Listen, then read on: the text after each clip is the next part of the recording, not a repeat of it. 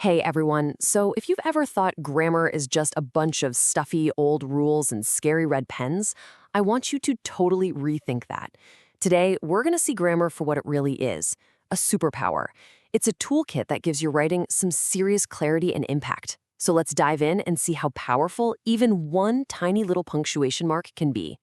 And boom, right away, here's why this stuff matters. On the left, a very concerning dinner plan. On the right, just a nice invitation for grandma to join you for a meal. What's the difference? One little comma. Seriously, that's the power we're talking about. Grammar can literally be a matter of life and death, at least for your sentences.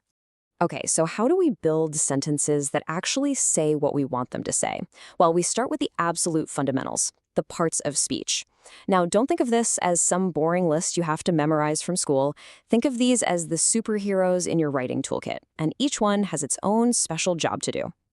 First up, the bedrock of any sentence, the noun. This is basically the who or the what we're talking about. It could be a person, a place, a thing, or even a big idea like love or courage. The noun gives our sentence a solid subject to focus on. And here are two perfect examples. You've got a person on the left and a thing on the right. In this case, a very good dog. Both of these can act as nouns, giving our sentences these concrete anchors we can build everything else around. All right, so if nouns are the subjects, then verbs are the action heroes. They're the words that make stuff happen.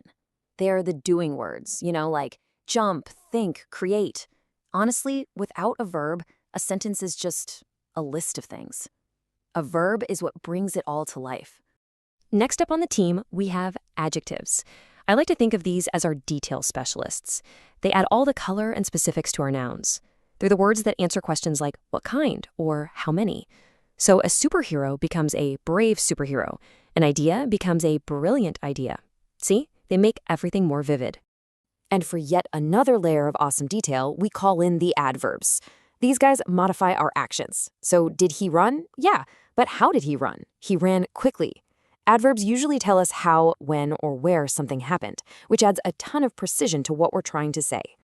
And here's the whole team all in one place. As you can see, every single part of speech has a really important, unique role to play. This is our essential toolkit right here, and now we're going to start building with it. So, we've met the crew. Now for the fun part. Let's see how these individual pieces come together to assemble a fully formed, superpowered sentence. We're going to put these building blocks into action, one step at a time. Every great sentence needs a foundation. So we'll start with our subject, a simple noun, the dog. Cool. Now we have something to talk about.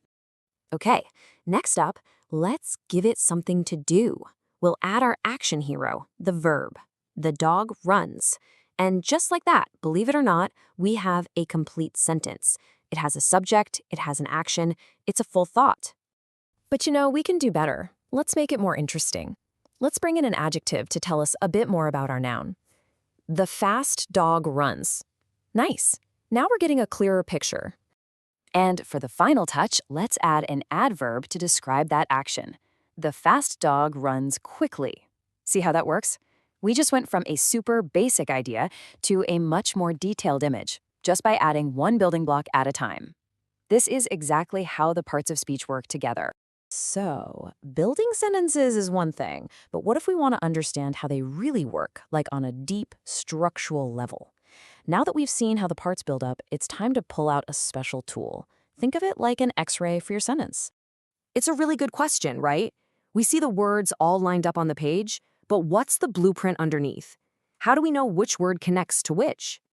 Well, the answer is this amazing tool called a sentence diagram. I know, it might look a little weird at first, but think of it as a map. It's a visual blueprint that shows exactly how every single word in a sentence relates to every other word. It's an incredibly powerful way to actually see the logic of language. And the whole process is surprisingly logical.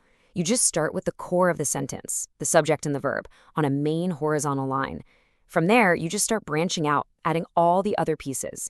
Modifiers like adjectives and adverbs go on slanted lines underneath the words they describe. Everything has its place, and it gives you this crystal clear blueprint. Okay, Knowing the theory is great, but let's get super practical. Let's talk about a few of the most common glitches that can make our writing confusing and how you can do some quick tune-ups to make sure everything you write is crystal clear.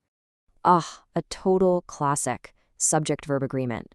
On the left, we've got a plural subject, students, but a singular verb, wants. They just don't match. The fix is so simple. Plural subjects need plural verbs. So the students want a half day. It's all about making sure your sentence parts are playing nicely together. And then there are these guys, the words that trip almost everyone up. Let's do a lightning round. There is just short for they are.